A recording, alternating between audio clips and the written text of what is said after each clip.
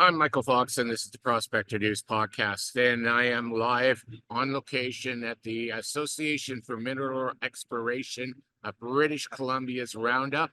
And I'm sitting with a longtime friend, world-class geologist, president and CEO of Tudor Gold, Ken Konkin. Welcome to the show, Ken. Thanks, Michael. It's a pleasure to be here. Good to see you again, friend.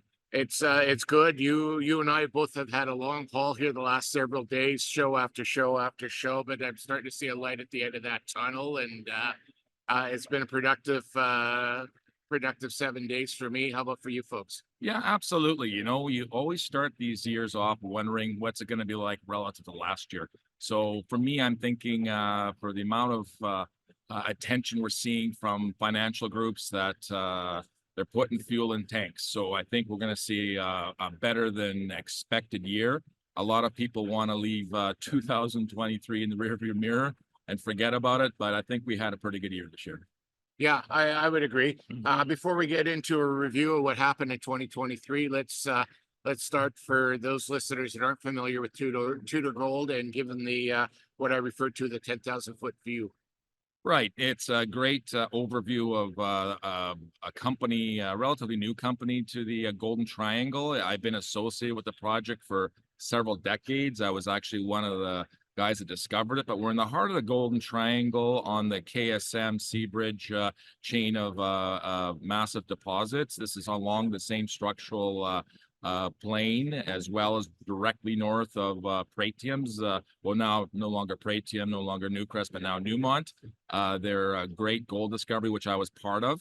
I have a lot of experience with the type of porphyry style deposits that were discovered by Silver Standard in the area. So it is a large bulk tonnage gold, copper, silver project that is intrusive related, or as we say, a porphyry style mineralization.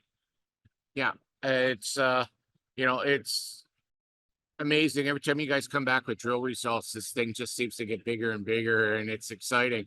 Now you did say about wanting to see 2023 in a rearview mirror, but it was a pretty successful year for your company. I wouldn't be quite so wanting to get away from that.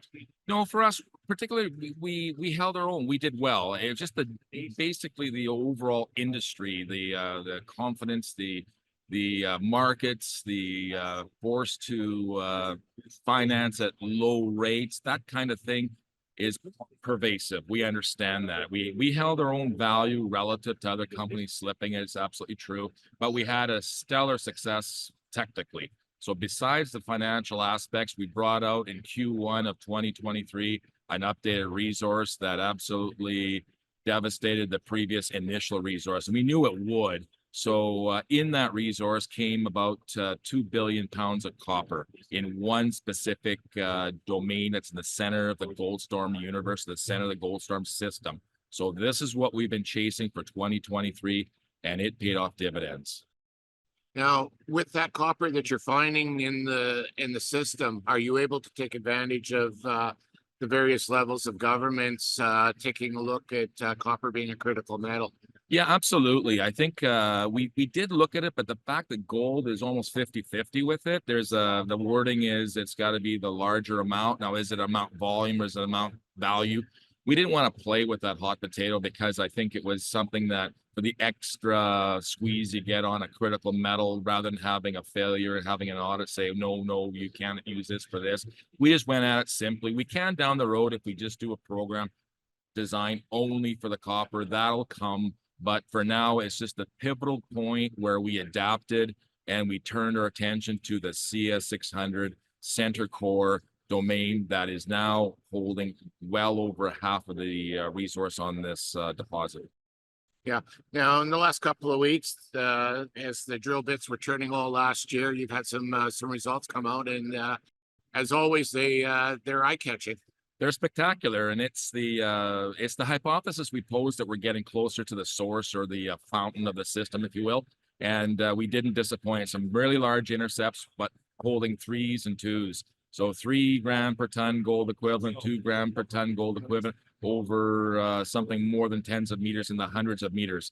So that's really exciting for us, plus the carrying of copper. And the big component that jumped up as well in value was actually silver.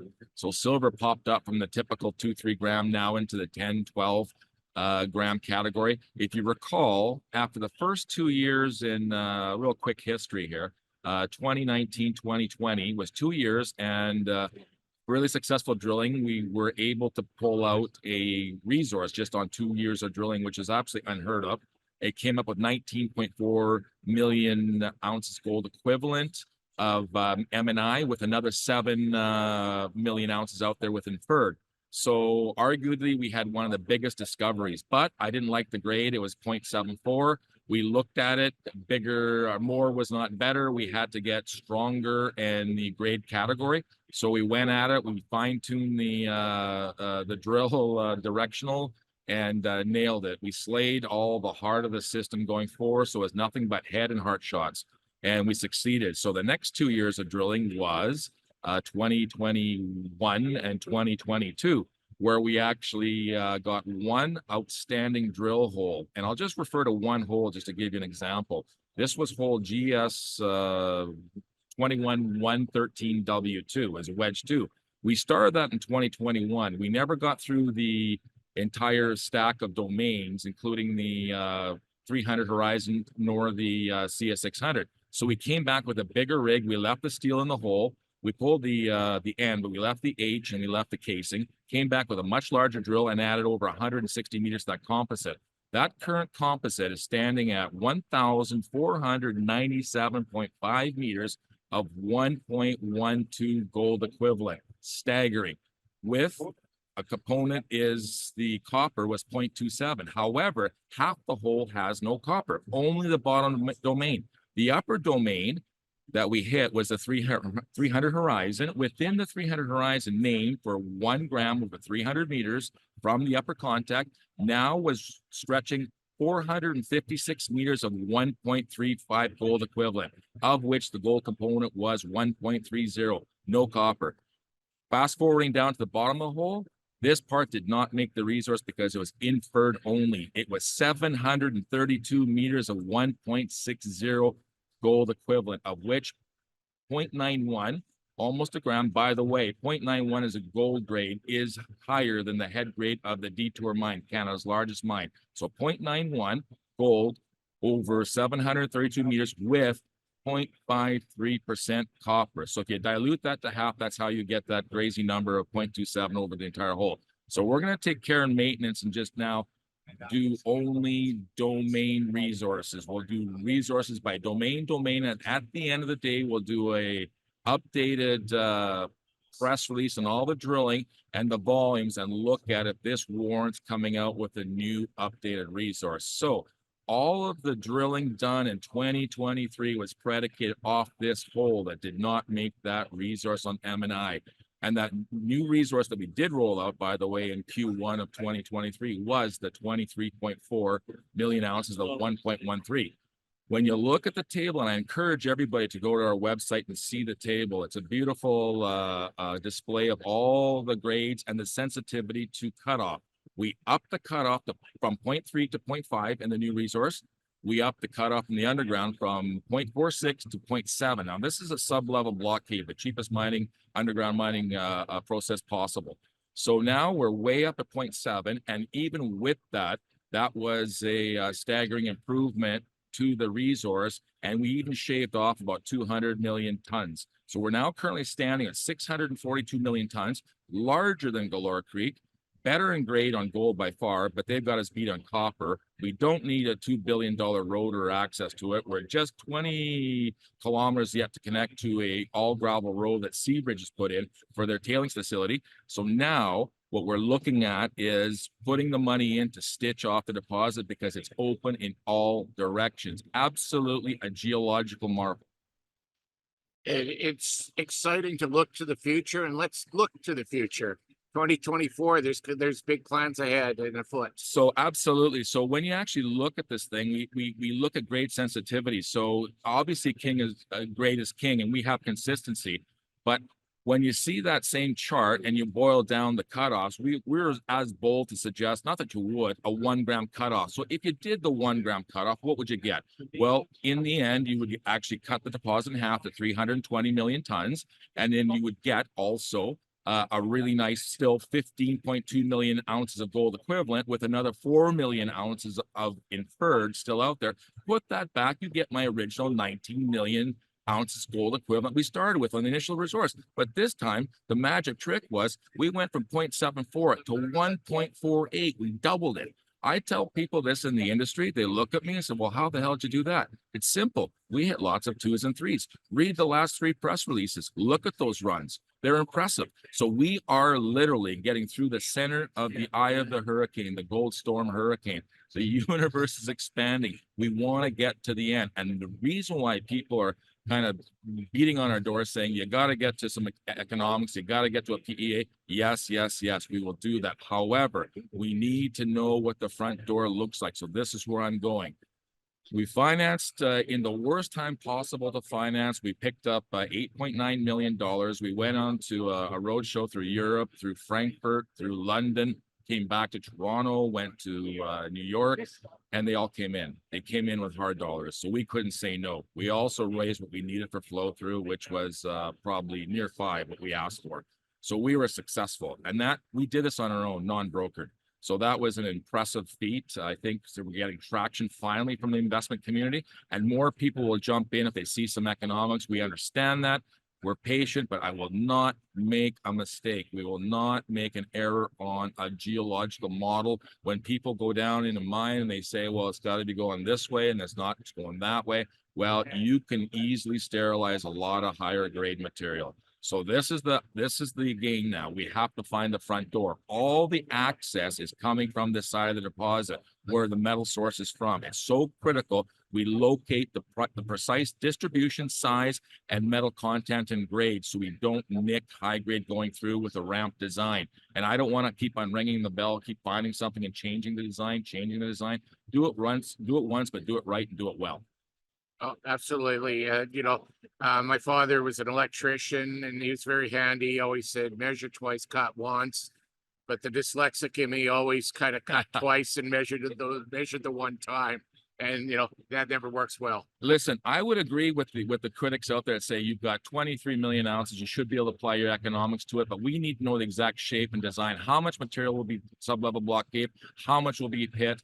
But I can tell you that we have an open-end deposit to the southwest. I am not chasing that. Why? Because it's at the other end of the deposit. I can not worry about that extra add-on because it's not going to affect how we go down on the initial entry. So we have to have the entry point nailed down well. So along with that, there was some unique press releases that'll come out now that will shine a light on the high-grade component to this thing.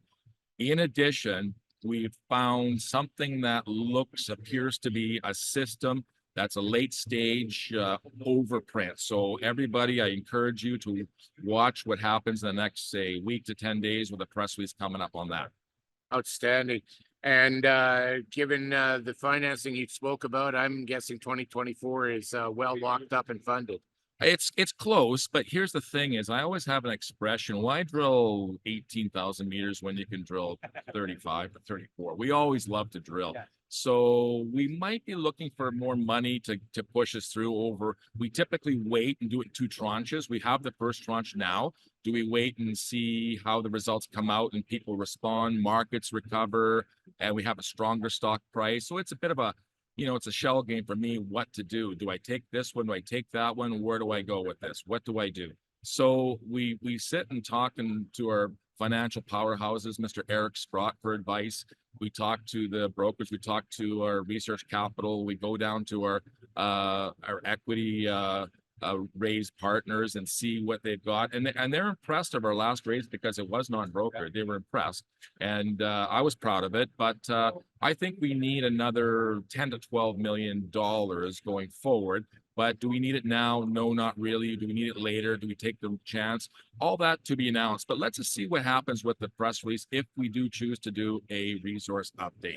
So that's the one I'm waiting with bated breath. I haven't seen it yet. We're classifying it. So our technical team, our consultants are working on it right now. So I'm feverishly working on the back of a piece of paper saying, how big is this thing going to be? Can I estimate the grade? Well, it's pretty tough to do without a computer, but I can tell you that the old 23.4 million ounces has probably been eclipsed.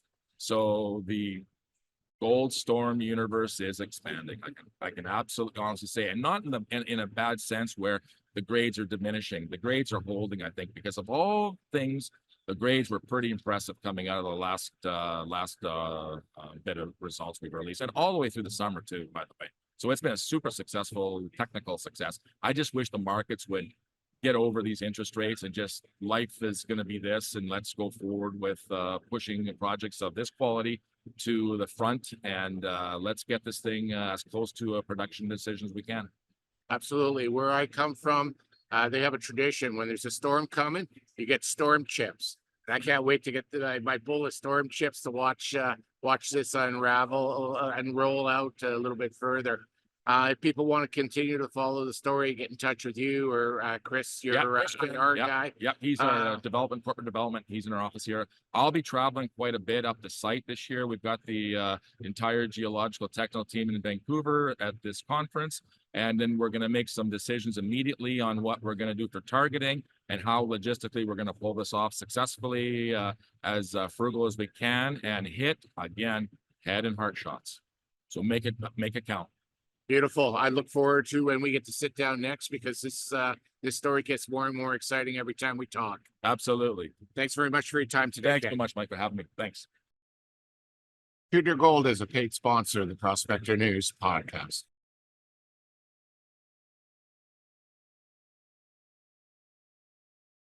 The Prospector News podcast is for educational purposes only. The opinions expressed are those of the participants and are not to be taken as investment advice. Listeners need to do their own due diligence and seek advice of a licensed investment advisor.